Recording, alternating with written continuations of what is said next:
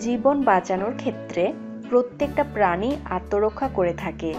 ঠিক এমনটাই ঘটেছে এই বাবুই পাখিগুলোর সাথে।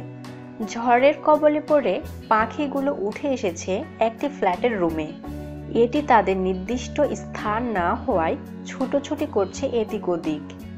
বন্ধুরা, আপনারা দেখতে পাচ্ছেন ফ্যানে, ফ্রিজের উপরে, টেবিলে এবং খাটের উপরে পাখিগুলো ছোটাছুটি করছে।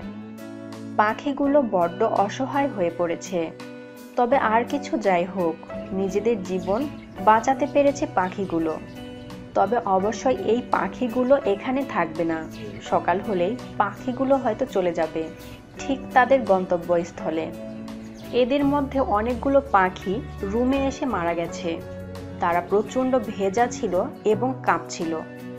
অসহায় এই পাখিদের জন্য এ রুমে যারা থাকতেন তারা রুমটা পাখিদের জন্য ছেড়ে দিয়ে পাশের রুমে এসেছেন।